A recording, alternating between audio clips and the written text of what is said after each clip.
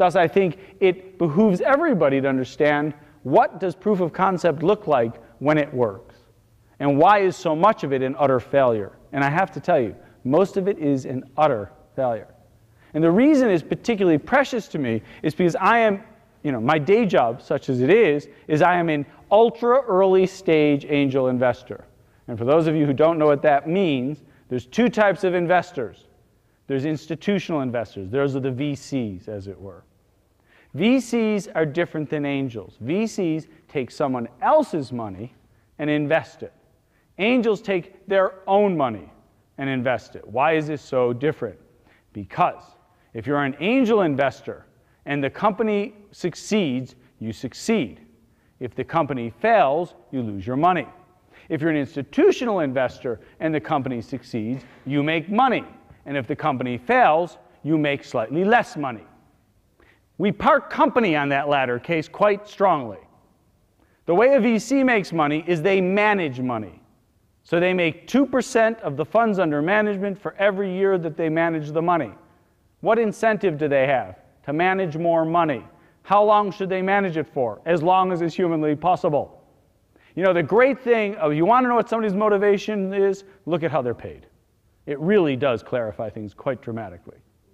VCs take somebody else's money and put it into somebody else's business. If the business fails, they're still around, and they're still making money. As an angel, I only make money if you make money. This changes the dynamic of type of investor. I would assert it's why we're called angels. Actually, no, that's not why we're called angels. It's because angels are the only ones with wings big enough to fly into the areas of risk we're talking about. The air gets quite thin up there. Does that make us better? No, it just makes us different.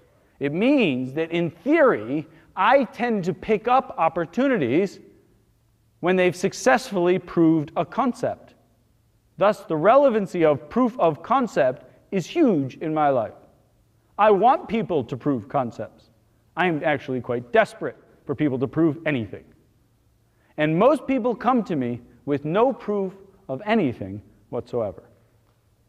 And the proof of anything is what sets something from research and into the world. This is the coming out party for research. This is your coming of age moment. The interesting thing is, if you look at those 20 questions that I use to analyze business, I don't really care where you hit the ground. You can prove the market, or you can prove the viability of the product, or you can prove the person solving the problem. I don't really care what you prove. Any of them is a good entry point. There is no single entry point for an innovation. An innovation can come to the world through many, many different paths. Now, as it happens, I have a personal bias as an investor. I personally prefer proof of demand over everything in the world.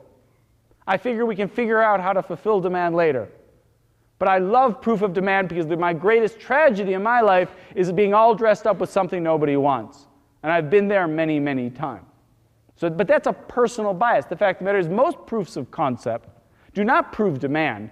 They prove efficacy of solution in theory, right? Most of us prove that the thing can work. And if you're coming out of it from a researcher's point of view, in fact, it's the only thing you think a proof of concept is.